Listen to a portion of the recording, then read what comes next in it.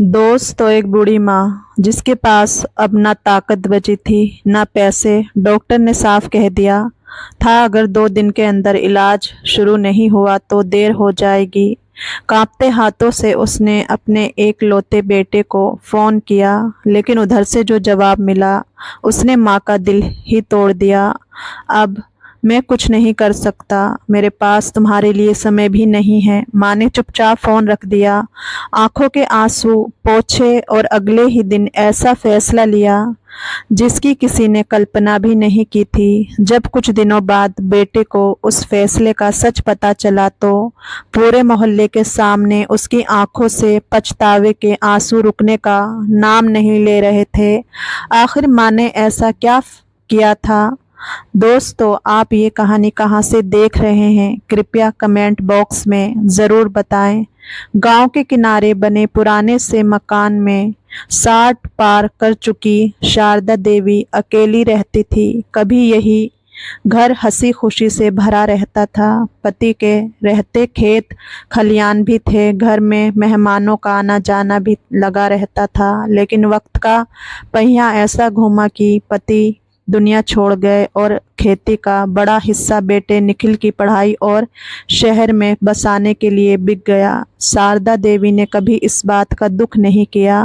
वह हमेशा कहती थी बच्चे की तरक्की ही माँ बाप की सबसे बड़ी कमाई होती है। निखिल पढ़ लिख कर शहर में अच्छी नौकरी करने लगा। उसकी शादी चंचल से हुई और कुछ ही महीनों में दोनों शहर के बड़े फ्लैट में रहने लगे। शुरुआत में निखिल हर रविवार माँ को फोन करता, त्योहारों पर गांव भी आ जाता, लेकिन धीरे धीरे नौकरी का बहाना, बच्चों की पढ़ाई का बहाना और शहर की भागदौड़ उसके रिश्तों पर भारी पड़ने लगी। फोन पहले हफ्ते में एक बार आया, फिर महीने में एक बार और आखिर में सिर्फ औपचारिकता बनकर रह गया। शारदा देवी हर शाम दरवाजे पर बैठकर सड़क की ओर देखती और मन ही मन सोचती कि शायद आज बेटा अचानक आ जाए। गांव वाले समझते कि अब शहर वाले बच्चों के पास समय कहाँ होता है, लेकिन माँ का दिल उम्मीद छोड़ना नहीं जानता था। एक दिन उन्हें तेज दर्द उठा। पड़ोसी गोपाल उन्हें कस्बे के अस्पताल ले गया। कई जांचों के बाद डॉक्टर ने बताया कि बीमारी गंभीर है और तुरंत इलाज शुरू करना होगा। खर्च सुनकर शारदा देवी के पैरों तले जमीन खिसक गई। उनके पास बची हुई थोड़ी सी बचत दवाइयों के शुरुआती खर्च के लिए भी काफी नहीं थी।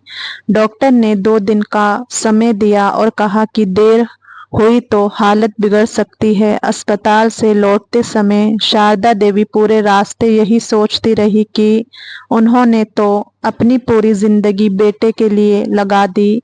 अब मुश्किल की इस घड़ी में क्या वह उससे मदद मांग भी नहीं सकती? बहुत देर तक उन्होंने अपने पुराने बक्से में रखा निखिल का बचपन का फोटो देखा। उस फोटो को सीने से लगाकर उनकी आंखों से आंसू बह निकले। उन्होंने कांपते हाथों से फोन उठाया, कई बार नंबर मिलाया और आखिरकार बेटे ने फोन उठा लिया। माँ ने धीमी आवाज में सिर्फ इतना कहा, बेटा तबीयत बहुत खराब है, डॉक्टर ने तुरंत इलाज कराने को कहा है, अगर हो सके तो थोड़ी मदद कर दे। ये कहते समय उन्हें पूरा भरोसा था कि बेटा बिना एक पल गवाए कहेगा, माँ आप चिंता मत करो, मैं अभी आता हूँ। लेकिन उन्हें बिल्कुल अंदाजा नहीं था कि दूसरी तरफ बैठा इंसान अब वही निखिल नहीं रहा जिसके लिए उन्होंने अपनी पूरी दुनिया कुर्बान कर दी थी। फोन की दूसरी तरफ कुछ पल की खामोशी रही, फिर निखिल ने गहरी सांस लेते हुए कहा, माँ इस समय बहुत मुश्किल है, फ्लैट की ईएमआई चल रही है, बच्चों की फीस भरनी है, ऑफिस में भी बहुत दबाव है, अभी मैं कुछ नहीं कर सकता। शारदा देवी ने कांपती आवाज में कहा, बेटा जितना हो सके उतना ही भेज दे, बाकी मैं किसी तरह संभाल लूंगी। तभी पीछे से चंचल की आवाज आई, हर बार कोई ना कोई परेशानी लेकर फोन कर देती हैं, हमने क्या सारी दुनिया का ठेका ले रखा है? निखिल ने माँ से कहा, अभी मीटिंग है, बाद में बात करता हूँ। और बिना उनकी बात पूरी सुने फ़ोन काट दिया। फ़ोन काटते ही शारदा देवी कुछ देर तक मोबाइल को देखती रह गई। उनकी आंखों से आंसू गिर रहे थे, लेकिन होठों पर फिर भी बेटे के लिए कोई शिकायत नहीं थी। उन्होंने बस इतना कहा, भगवान उसे हमेशा खुश रखना। अगले दिन पड़ोसी गोपाल फिर हाल चाल पूछने आया। उसने माँ की हालत देखकर कहा कि अगर जरूरत हो तो गांव वाले मिलकर कुछ पैसे इकट्ठा कर देंगे, मगर शारदा देवी ने साफ मना कर दिया। उन्होंने कहा, जिस बेटे के लिए पूरी जिंदगी मेहनत की, उसके रहते मैं किसी पर बोझ नहीं बनूंगी। ये कहते हुए उन्होंने अलमारी खोली और उसमें से एक पुरानी लोहे की संदूकची निकाली। उस संदूकची में कुछ पुराने कागज, पति की तस्वीर, शादी के गहनों का खाली डिब्बा और एक सील बंद लिफाफा रखा था, जिसे उन्होंने वर्षों से कभी नहीं खोला था। उन्होंने उस लिफाफे को देर तक देखा, फिर धीरे से मुस्कुराई, जैसे उनके मन में कोई बड़ा फैसला जन्म ले चुका हो। उसी शाम उन्होंने अपनी पुरानी साड़ी पहनी, भगवान के सामने दीपक जलाया और गांव के बाहर रहने वाले एक ऐसे व्यक्ति से मिलने निकल पड़ी, जिसके बारे में पूरे गांव में तरह तरह की बातें होती थी। किसी को नहीं पता था कि उस मुलाकात के बाद शारदा देवी अपनी जिंदगी का ऐसा कदम उठाने वाली है जो आगे चलकर ना सिर्फ उनके बेटे की दुनिया बदल देगा, बल्कि पूरे परिवार को रिश्तों की असली कीमत भी समझा देगा। अगली सुबह गांव में खबर फैल गई कि शारदा देवी भोर होते ही गांव के बाहर रहने वाले बुजुर्ग वकील हरिदेव बाबू के घर गई थी। लोग तरह तरह की बातें बनाने लगे। कोई कहता, लगता है बची कुची जमीन बेचने वाली है। कोई कहता, अब अकेली औरत क्या करेगी, आखिर हाथ तो फैलाना ही पड़ेगा। लेकिन सच किसी को नहीं पता था। हरिदेव बाबू ने शारदा देवी को बरामदे में बिठाया। उनकी बुझी हुई आंखों में दर्द साफ दिखाई दे रहा था। उन्होंने धीरे से वह पुराना सीलबंद लिफाफा मेज पर रखा।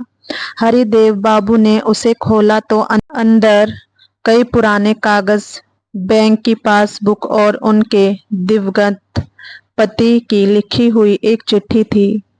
चिट्ठी पढ़ते पढ़ते हरिदेव बाबू की आंखें भी नम हो गई। उसमें लिखा था, अगर कभी हमारा बेटा अपनी जिम्मेदारियों से मुंह मोड़ ले और शारदा को अकेले मुश्किलों का सामना करना पड़े, तो इस जमा रकम का इस्तेमाल उसी की इज्जत और इलाज के लिए करना। ये बात तब तक किसी को मत बताना जब तक हालात मजबूर ना कर दे। हरिदेव बाबू ने पासबुक देखी तो उसमें अच्छी खासी रकम जमा थी, जो वर्षों पहले फिक्स डिपॉजिट के रूप में रखी गई थी और अब ब्याज के साथ काफ़ी बढ़ चुकी थी। उन्होंने हैरानी से पूछा, जब तुम्हारे पास ये पैसा था तो तुमने बेटे से मदद क्यों मांगी? शारदा देवी ने फीकी मुस्कान के साथ कहा, मुझे पैसों की नहीं, अपने बेटे की ज़रूरत थी। मैं देखना चाहती थी कि जिसने मेरी उंगली पकड़कर चलना सीखा, क्या आज मेरी लाठी बनने को तैयार है या नहीं। पैसे तो इलाज करा देंगे, लेकिन बेटे का अपनापन कहाँ से लाएंगे? ये सुनकर हरिदेव बाबू कुछ पल तक चुप बैठे रहे। उन्होंने तुरंत बैंक की प्रक्रिया पूरी करवाई और इलाज के लिए रकम निकलवाने का इंतज़ाम कर दिया। लेकिन शारदा देवी ने उनसे एक और विनती की। उन्होंने कहा, अगर मेरे इलाज के दौरान कुछ भी हो जाए तो ये चिट्ठी और बाकी कागज़ निखिल को तभी देना जब वह सच जानने के लायक हो जाए, अभी नहीं। हरिदेव बाबू ने भारी मन से हामी भर दी। उसी दिन शारदा देवी शहर के बड़े अस्पताल में भर्ती हो गई। गांव वालों को बस इतना पता चला कि किसी अनजान शुभचिंतक ने उनका पूरा इलाज अपने जिम्मे ले लिया है। उधर शहर में निखिल अपनी दुनिया में इतना उलझा हुआ था कि उसने कई दिनों तक माँ का हाल तक नहीं पूछा। उसे लगता रहा कि शायद माँ ने किसी रिश्तेदार से पैसे का इंतज़ाम कर लिया होगा। लेकिन किस्मत चुपचाप अपनी अगली चाल चल रही थी। अस्पताल के एक कमरे में लेटी शारदा देवी रोज भगवान से सिर्फ एक ही प्रार्थना करती थी, ए प्रभु, मेरी उम्र चाहे जितनी भी बची हो, लेकिन मेरे बेटे के दिल में इंसानियत कभी मरने मत देना। उन्हें नहीं मालूम था कि कुछ ही दिनों बाद एक ऐसा सच सामने आने वाला है जो निखिल की सारी खुशियाँ, उसका घमंड और उसकी बेपरवाही एक ही पल में चूर चूर कर देगा।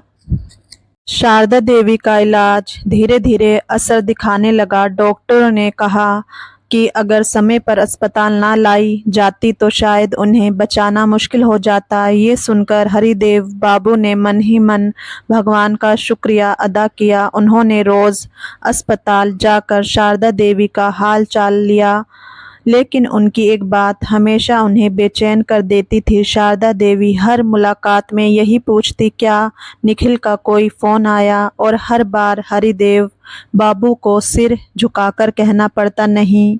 माँ बस हल्की सी मुस्कान देती और कहती, कोई बात नहीं, वह अपने काम में व्यस्त होगा। एक माँ का दिल आखिरी सांस तक सब अपने बच्चे के लिए बहाना ही ढूंढता है। उधर शहर में निखिल अपनी नौकरी, दोस्तों और परिवार में इतना उलझ गया था कि उसे माँ की बीमारी तक याद नहीं रही।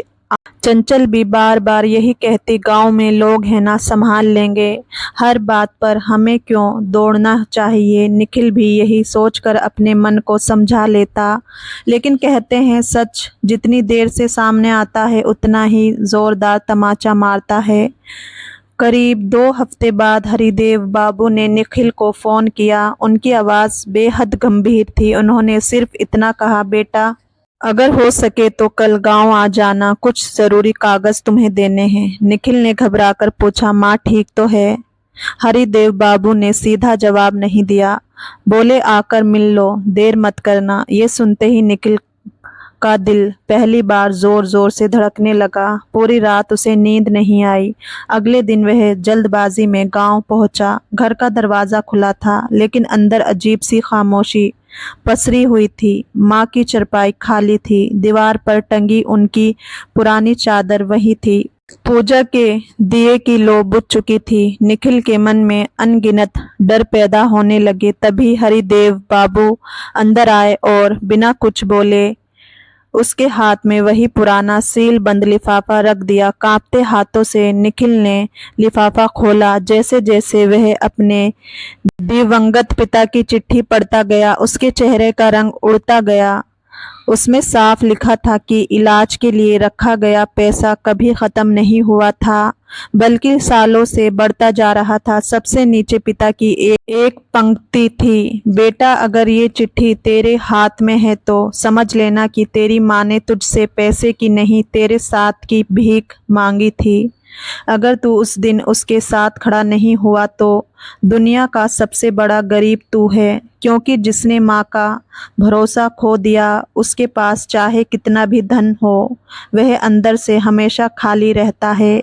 ये पढ़ते ही निखिल के हाथ कांपने लगे, आंखों से आंसू बह निकले और वह वहीं ज़मीन पर घुटने के बल बैठ गया। उसे पहली बार एहसास हुआ कि उसने अपनी माँ को नहीं बल्कि अपने पूरे जीवन की सबसे बड़ी दौलत को ठुकरा दिया था। लेकिन उसे अभी तक ये नहीं पता था कि उसकी माँ जीवित है और किस्मत उसे अपनी सबसे बड़ी गलती सुधारने का शायद आखिरी मौका देने वाली है।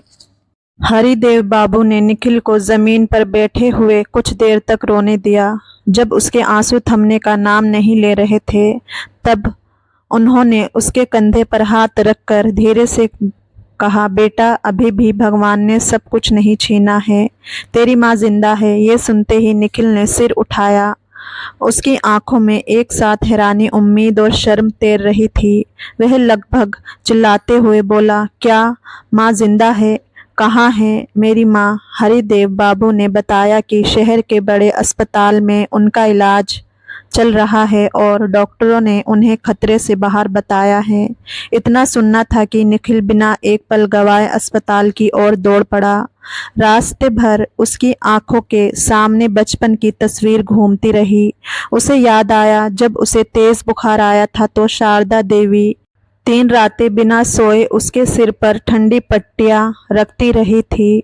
उसे याद आया कि कॉलेज की फीस भरने के लिए माँ ने अपनी आखिरी सोने की चूड़ियां बेच दी थी, लेकिन कभी ये एहसास तक नहीं होने दिया कि घर में तंगी है। उसे वह दिन भी याद आया जब नौकरी मिलने पर उसने माँ से कहा था, अब आपकी सारी तकलीफ ख़त्म, और आज वही माँ इलाज के लिए उससे मदद मांग रही थी, जबकि उसने बेरुखी से फ़ोन काट दिया था। हर याद उसके सीने पर हथौड़े की तरह पड़ रही थी। अस्पताल पहुंचते ही वह रिसेप्शन से भागता हुआ उस वार्ड तक पहुंचा जहां शारदा देवी भर्ती थी। कमरे का दरवाज़ा आधा खुला था। अंदर माँ खिड़की के पास बैठी थी। चेहरे पर बीमारी की थकान थी, मगर आंखों में वही पुराना अपनापन था। निखिल उन्हें देखते ही फूट फूट कर रो पड़ा। वह दौड़कर माँ के पैरों में गिर गया और बिलखते हुए बोला, माँ, मुझे माफ़ कर दो, मैंने बहुत बड़ा पाप कर दिया। तुमने मुझे जन्म दिया, पाला पोसा, और जब तुम्हें मेरी सबसे ज़्यादा ज़रूरत थी तब मैं तुम्हारे साथ नहीं खड़ा हुआ। मैं बेटा कहलाने के लायक भी नहीं हूँ। कमरे में मौजूद नर्स और हरिदेव बाबू की आंखें भी नम हो गई, लेकिन शारदा देवी ने वही किया जो केवल एक माँ कर सकती है। उन्होंने कांपते हाथों से बेटे का सिर उठाया, उसके आंसू पोंछे और उसे अपने सीने से लगा लिया। उनकी आवाज़ धीमी थी लेकिन ममता से भरी हुई। बेटा, माँ अपने बच्चे से हिसाब नहीं रखती। अगर तू अपनी गलती समझ गया तो मेरे लिए यही सबसे बड़ी दवा है। ये सुनकर निखिल और ज़ोर ज़ोर से रोने लगा। तभी कमरे के बाहर खड़ी चंचल ये सब देख रही थी। उसने पहली बार अपनी सास की आंखों में शिकायत नहीं बल्कि सिर्फ प्यार देखा। उसके भीतर भी अपराध बोध का सैलाब उमड़ पड़ा, मगर उसे नहीं मालूम था कि शारदा देवी के पास एक ऐसा फैसला तैयार था जो इस परिवार की जिंदगी हमेशा के लिए बदलने वाला था और जिसकी किसी ने कल्पना भी नहीं की थी। अगली कुछ दिनों में शारदा देवी की तबीयत तेजी से सुधरने लगी। डॉक्टरों ने छुट्टी देने की तारीख भी बता दी। अस्पताल के उन दिनों में निखिल ने एक पल के लिए भी माँ का साथ नहीं छोड़ा। सुबह दवा देने, समय पर खाना खिलाना, रात में उनके पास बैठना, हर छोटी बड़ी ज़रूरत का ध्यान रखना, वह सब कुछ कर रहा था जो उसे बहुत पहले कर देना चाहिए था। चंचल भी रोज़ अस्पताल आने लगी। पहले वह झिझकती थी, लेकिन एक दिन हिम्मत करके शारदा देवी के सामने हाथ जोड़कर खड़ी हो गई। उसकी आंखों से आंसू बह रहे थे। वह बोली, माँ जी, गलती सिर्फ निखिल की नहीं थी। मैंने भी उसे आपके पास आने से रोका। मैंने पैसों और आराम को रिश्तों से बड़ा समझ लिया। अगर हो सके तो मुझे भी माफ़ कर दीजिए। शारदा देवी ने बिना एक पल लगाए उसका हाथ पकड़ लिया और बोली, बेटी, जब घर की बहू रोती है तो घर टूटता है, और जब बहू अपनी गलती मान लेती है तो घर फिर से बस जाता है। पुरानी बातें यही ख़त्म कर दो। ये सुनते ही चंचल उनके गले लगकर फूट फूट कर रोने लगी। अस्पताल से छुट्टी वाले दिन हरिदेव बाबू भी आए। उनके हाथ में वही फाइल थी जिसमें बैंक के सारे कागज रखे थे। उन्होंने सबके सामने कहा, शारदा बहन, अब ये रकम और बाकी संपत्ति का फैसला आपको करना है। निखिल ने तुरंत हाथ जोड़ दिए। उसकी आवाज़ कांप रही थी। माँ, मुझे आपकी एक भी चीज़ नहीं चाहिए। मैं इस लायक नहीं हूँ। बस आप मेरे साथ चलिए, यही मेरी सबसे बड़ी दौलत होगी। शारदा देवी कुछ पल चुप रही, फिर उन्होंने फाइल खोली और सबको हैरान करते हुए कहा, मैंने फैसला कर लिया है। इस जमा रकम का आधा हिस्सा गांव में एक छोटी सी निःशुल्क चिकित्सा सहायता निधि बनाने में लगेगा, ताकि कोई और माँ सिर्फ पैसों की कमी की वजह से इलाज के लिए अपने बच्चों के सामने हाथ ना फैलाए और बाकी आधा हिस्सा मैं अपने बेटे के नाम कर रही हूँ, लेकिन पैसे के रूप में नहीं, जिम्मेदारी के रूप में। सब लोग उनकी ओर देखने लगे। उन्होंने आगे कहा, निखिल, आज से हर महीने इस निधि की देखभाल तुम करोगे, जरूरतमंदों का इलाज करवाओगे। यही मेरी जीते जी तुम्हारा प्रायश्चित होगा। ये सुनकर निखिल की आंखें फिर भर आई। उसने माँ के चरण पकड़ लिए और बोला, माँ, मैं वचन देता हूँ कि अब कोई भी माँ मेरे सामने मदद मांगेगी तो उसे कभी खाली हाथ नहीं लौटाऊंगा। कुछ सप्ताह बाद शारदा देवी अपने बेटे बहू के साथ शहर आ गई, लेकिन उन्होंने गांव का घर भी खुला रखा। धीरे धीरे उस चिकित्सा सहायता निधि की चर्चा दूर दूर तक होने लगी। जिन लोगों ने कभी शारदा देवी को अकेले समझा था, वही लोग अब उन्हें सम्मान से गांव की माँ कहकर बुलाने लगे। एक दिन निखिल ने माँ से पूछा, माँ, उस दिन जब मैंने आपको मना कर दिया था, तब आपको मुझसे नफरत नहीं हुई? शारदा देवी मुस्कुराई और बोली, बेटा, माँ का दिल मिट्टी की तरह होता है, चाहे जितनी ठोकर मारो वह टूटता नहीं, बस दुआ बनकर फिर से तुम्हारे कदमों के नीचे बिछ जाता है। ये सुनकर घर में मौजूद हर व्यक्ति की आंखें नम हो गई।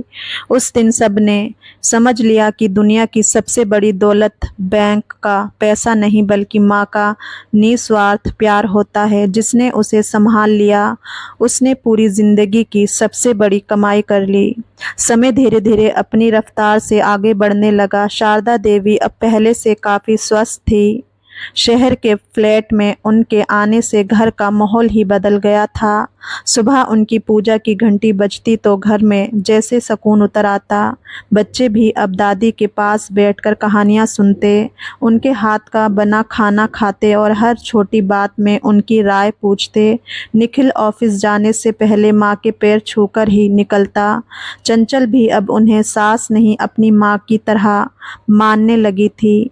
लेकिन शारदा देवी के मन में एक इच्छा अभी भी बाकी थी।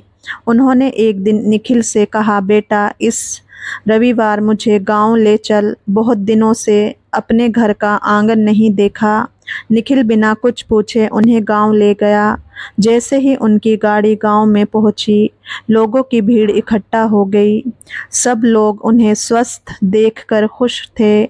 उसी दिन पंचायत भवन में चिकित्सा सहायता निधि की पहली बैठक रखी गई थी।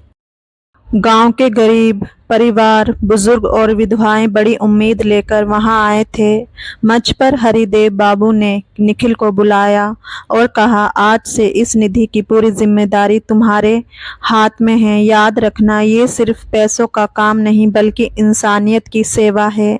निखिल ने सबके सामने सिर झुकाकर कहा, आज मैं जो कुछ भी कर रहा हूँ वह अपनी माँ की वजह से कर रहा हूँ। अगर इन्होंने मुझे दूसरा मौका ना दिया होता तो शायद मैं जिंदगी भर अपने अहंकार में जीता रहता। उसकी बात सुनकर पूरा हॉल तालियों से गूंज उठा। तभी भीड़ में से एक बूढ़ी महिला लाठी टेकते हुए आगे आई। उसने कांपते हाथों से निखिल का हाथ पकड़ लिया और बोली, बेटा, मेरे पति का इलाज कराने के लिए कोई सहारा नहीं था। इस निधि से हमें मदद मिली है। भगवान तुम्हारी माँ को लंबी उम्र दे। ये सुनते ही निखिल की आंखें भर आई।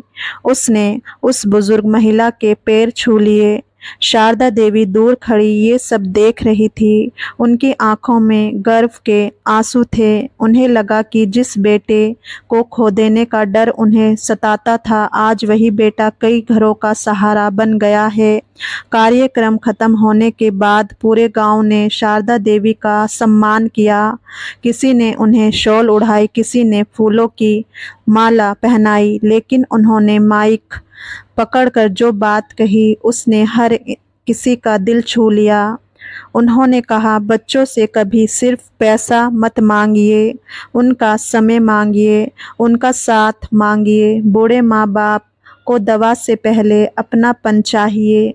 जिस घर में बुजुर्ग मुस्कुराते हैं वहाँ भगवान बिना बुलाए आ जाते हैं। उनकी बात सुनकर वहाँ मौजूद कई लोगों की आंखें नम हो गई। कुछ नौजवानों ने उसी समय अपने माता पिता को फ़ोन लगाया तो कुछ लोग सीधे घर लौटकर उनके पैर छूने चले गए। उस शाम गांव का माहौल पहले से जैसा नहीं था।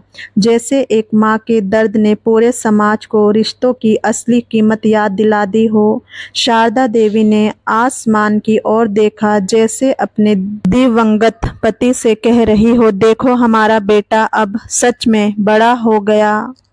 गांव में हुए उस कार्यक्रम के बाद निखिल की जिंदगी पूरी तरह बदल चुकी थी। अब वह हर महीने खुद गांव आता, चिकित्सा सहायता निधि का हिसाब देखता और जरूरतमंद परिवारों से मिलकर उनकी मदद करता। धीरे धीरे इस नेक काम की चर्चा आसपास के कई गांवों तक पहुंच गई। लोग कहते, जिस बेटे ने कभी अपनी ही माँ की पुकार नहीं सुनी थी, आज वही अनजान लोगों का सहारा बन गया है। लेकिन निखिल हर बार एक ही बात कहता, ये मेरी नहीं, मेरी माँ की कमाई है, मैं तो बस उनकी सीख निभा रहा हूँ। एक दिन शहर के एक बड़े सामाजिक संगठन ने शारदा देवी और निखिल को सम्मानित करने का फैसला किया। विशाल सभागार लोगों से खचाखच भरा हुआ था।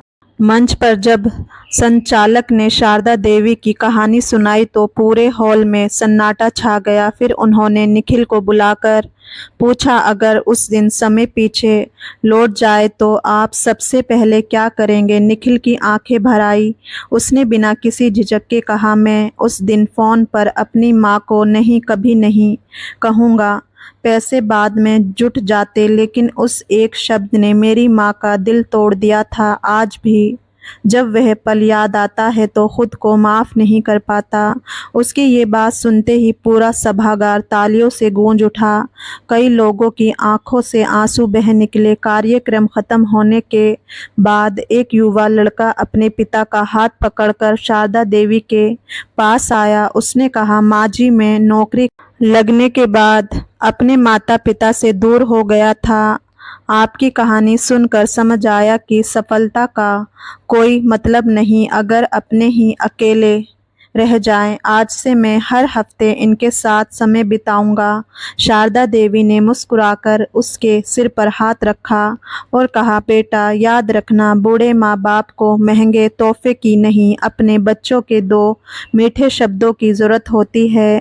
उसी शाम जब पूरा परिवार घर लौटा तो निखिल ने एक ऐसा फैसला लिया जिसने शारदा देवी की आंखें खुशी से भर दी। उसने अपने ऑफिस से लंबी छुट्टी लेने के बजाय स्थायी रूप से उसी शहर में दूसरी नौकरी स्वीकार कर ली, जहां मां का इलाज और गांव दोनों आसानी से पहुंच में थे। तनख्वाह पहले से थोड़ी कम थी, लेकिन उसने मुस्कुराकर कहा, जिस कमाई की कीमत माँ की तन्हाई हो, वह कमाई मेरे किसी काम की नहीं। चंचल ने भी उसका पूरा साथ दिया। उसने घर में एक कमरा शारदा देवी की पसंद के अनुसार सजवाया, उनकी पुरानी चारपाई भी वहीं रखवाई और दीवार पर परिवार की एक नई तस्वीर लगवाई, जिसमें सबके चेहरों पर सच्ची मुस्कान थी। उस तस्वीर को देखते हुए शारदा देवी ने मन ही मन भगवान का धन्यवाद किया। उन्होंने सोचा, जिस परीक्षा ने मेरे दिल को तोड़ा था, उसी ने मेरे परिवार को फिर से जोड़ दिया। लेकिन किस्मत अभी इस कहानी का सबसे भावुक अध्याय लिखना बाकी रखे हुए थी, जो आने वाले दिनों में पूरे परिवार की आंखें नम कर देगा। कुछ महीने बीत गए। शारदा देवी पूरी तरह स्वस्थ हो चुकी थी। उनके चेहरे पर अब पहले जैसी रौनक लौट आई थी। घर में हर सुबह उनकी हंसी गूंजती। बच्चे उनके साथ मंदिर जाते और शाम को पूरा परिवार एक साथ बैठकर खाना खाता। निखिल ने अपनी जिंदगी का सबसे बड़ा सबक सीख लिया था। अब वह चाहे कितना भी व्यस्त हो, माँ के साथ चाय पीने और कुछ देर बातें करने का समय जरूर निकालता। एक दिन शारदा देवी ने सबको बैठक में बुलाया। उनकी आवाज़ में पहले जैसी ममता थी, लेकिन आज उसमें एक अलग ही गंभीरता भी थी। उन्होंने अलमारी से एक छोटा सा डिब्बा निकाला। उसमें निखिल के बचपन की पहली चप्पल, स्कूल का पहचान पत्र, एक टूटी हुई लकड़ी की सीटी और वह पुरानी रुमाल रखी थी जिससे वह बचपन में उसका पसीना पोंछा करती थी। ये देखकर निखिल की आंखें भर आई। शारदा देवी मुस्कुराई और बोली, बेटा, माँ की असली दौलत यही होती है। बच्चे बड़े हो जाते हैं लेकिन माँ के दिल में उनकी बचपन की यादें कभी बूढ़ी नहीं होती। फिर उन्होंने एक और लिफाफा निकाला और निखिल के हाथ में रख दिया। निखिल ने कांपते हाथों से उसे खोला। उसमें लिखा था, अगर ये चिट्ठी तुम पढ़ रहे हो तो समझ लो कि मेरा सबसे बड़ा सपना पूरा हो गया। मुझे इलाज से ज़्यादा खुशी इस बात की है कि मेरा बेटा फिर से इंसान बन गया। मैं नहीं चाहती कि तुम अपनी पुरानी गलती का बोझ सारी ज़िंदगी ढोते रहो। गलती हर इंसान से होती है लेकिन जो उसे स्वीकार करके खुद को बदल ले वही सच्चा इंसान कहलाता है। इसलिए आज मैं तुम्हें पूरी तरह माफ़ करती हूँ। अब एक वादा करो, जिस तरह तुमने मेरी ज़िंदगी के आखिरी कठिन दिनों को प्यार से भर दिया, उसी तरह हर उस माँ बाप का सम्मान करोगे जो अपने बच्चों के सहारे की उम्मीद लगाए बैठे हैं। चिट्ठी पढ़ते पढ़ते निखिल की आवाज़ भर्रा गई। वह माँ के गले लग गया और फूट-फूट कर रोने लगा। चंचल और बच्चे भी रो पड़े। उस पल घर में मौजूद हर व्यक्ति को महसूस हुआ कि माफ़ी से बड़ा कोई उपहार नहीं होता। उसी शाम निखिल ने चिकित्सा सहायता निधि का विस्तार करने का फैसला किया।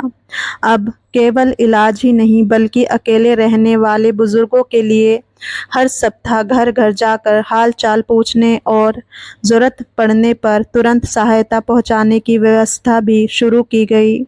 गांव के युवाओं ने भी इस अभियान में बढ़ चढ़कर हिस्सा लिया। देखते ही देखते ये छोटी सी पहल कई जिलों तक मिसाल बन गई। लोग जब भी इसकी शुरुआत के बारे में पूछते, निखिल हमेशा मुस्कुराकर कहता, ये किसी बड़े आदमी का नहीं, एक साधारण माँ के टूटे हुए दिल से निकला हुआ आशीर्वाद है। अगर उस दिन मेरी माँ मुझे माफ़ ना करती तो शायद मैं आज भी सिर्फ पैसे कमाने वाला इंसान होता, लोगों के काम आने वाला नहीं। ये सुनकर शारदा देवी की आंखों में संतोष साफ दिखाई देता था। उन्हें अब किसी बात का अफसोस नहीं था क्योंकि उनका बेटा आखिरकार वही बन गया था जैसा सपना उन्होंने बरसों पहले देखा था। 1 साल बीत चुका था। अब शारदा देवी का नाम सिर्फ अपने गांव में ही नहीं बल्कि आसपास के कई जिलों में सम्मान के साथ लिया जाने लगा था। उनकी बनाई हुई चिकित्सा सहायता निधि ने ना जाने कितने गरीब परिवारों की ज़िंदगी बचाई थी। जिस माँ को कभी अपने ही बेटे से इलाज के लिए मदद मांगनी पड़ी थी, आज वही माँ हज़ारों लोगों के लिए उम्मीद की किरण बन चुकी थी। एक दिन गांव के स्कूल में माँ बाप का सम्मान विषय पर एक बड़ा कार्यक्रम रखा गया। गांव के बुजुर्ग, बच्चे, शिक्षक और आसपास के लोग बड़ी संख्या में वहां पहुंचे। कार्यक्रम के मुख्य अतिथि बनने के लिए शारदा देवी और निखिल को बुलाया गया। मंच पर पहुंचते ही पूरा मैदान तालियों की गड़गड़ाहट से गूंज उठा। निखिल ने माइक हाथ में लिया लेकिन कुछ बोलने से पहले ही उसकी आंखें भर आई। उसने सबके सामने अपनी माँ के चरण छुए और भावुक आवाज़ में कहा, आज जो कुछ भी हूँ अपनी माँ की वजह से हूँ। मैंने ज़िंदगी की सबसे बड़ी गलती तब की जब मेरी माँ ने मदद मांगी और मैंने उन्हें मना कर दिया। अगर उस दिन माँ मुझे माफ़ ना करती तो शायद मैं पूरी ज़िंदगी अपने ही अहंकार का कैदी बना रहता। जिसने अपने माता पिता का दिल दुखाया है वह मेरी गलती कभी मत दोहराना। दुनिया की हर दौलत मिल सकती है लेकिन माँ बाप का खोया हुआ विश्वास वापस पाना बहुत मुश्किल होता है। मैदान में बैठे कई लोगों की आंखों से आंसू बहने लगे। शारदा देवी ने बेटे को उठाया और उसके सिर पर हाथ फेरते हुए कहा, बेटा, इंसान की पहचान उसकी गलती से नहीं बल्कि गलती सुधारने की हिम्मत से होती है। आज मुझे अपने बेटे पर उतना ही गर्व है जितना उस दिन था जब उसने पहली बार चलना सीखा था। ये सुनते ही पूरा मैदान खड़ा होकर तालियां बजाने लगा। उसी दिन निखिल ने घोषणा की कि हर वर्ष शारदा देवी के जन्मदिन पर 100 जरूरतमंद बुजुर्गों का मुफ्त इलाज कराया जाएगा और कोई भी बुजुर्ग अकेला महसूस ना करे, इसके लिए स्वयं सेवकों की एक टीम हमेशा उनके साथ रहेगी। गांव वालों ने इस पहल का स्वागत किया और देखते ही देखते ये अभियान पूरे क्षेत्र में फैल गया। शाम को जब पूरा परिवार घर लौटा तो शारदा देवी अपने पुराने आंगन में बैठकर डूबते सूरज को देखने लगी। निखिल उनके पास आकर चुपचाप बैठ गया। उसने माँ का हाथ अपने हाथों में लेकर कहा, माँ, उस दिन आपने मुझसे पैसे नहीं, मेरा साथ मांगा था। मैं देर से समझा, लेकिन अब जिंदगी की आखिरी सांस तक आपका हाथ कभी नहीं छोड़ूंगा। शारदा देवी की आंखों से खुशी के आंसू छलक पड़े। उन्होंने आसमान की ओर देखा, जैसे अपने दिवंगत पति से कह रही हो, देखिए हमारा बेटा लौट आया है। उसी पल घर के आंगन में खेलते बच्चों की हंसी गूंज उठी। मंदिर की घंटियां बजने लगी और हल्की हवा ने पूरे आंगन को छू लिया। ऐसा लगा मानो भगवान भी इस परिवार के मिलन पर अपनी मौन मुस्कान बिखेर रहे हों। उस दिन सबने एक बात हमेशा के लिए अपने दिल में बसा ली, माँ बाप को सबसे ज़्यादा ज़रूरत पैसों की नहीं, अपने बच्चों के साथ और सम्मान की होती है। जिस घर में माँ बाप की दुआ बसती है, वहाँ खुशियाँ खुद रास्ता ढूंढकर चली आती हैं। अगर इस कहानी ने आपके दिल को छुआ हो तो आज ही अपने माँ या पापा को एक बार ज़रूर फ़ोन कीजिए, या अगर वे आपके साथ हैं तो उनके पास 2 मिनट बैठकर उनसे बातें कीजिए। यकीन मानिए, उन्हें किसी महंगे तोहफे से ज़्यादा आपके साथ की ज़रूरत है। बताइए, अगर आप निखिल की जगह होते तो क्या करते? अपना जवाब कमेंट में ज़रूर लिखिए। ऐसे ही दिल को छू लेने वाली पारिवारिक कहानियों के लिए हमारे चैनल को ज़रूर सब्सक्राइब करें। मिलते हैं अगली कहानी में। धन्यवाद।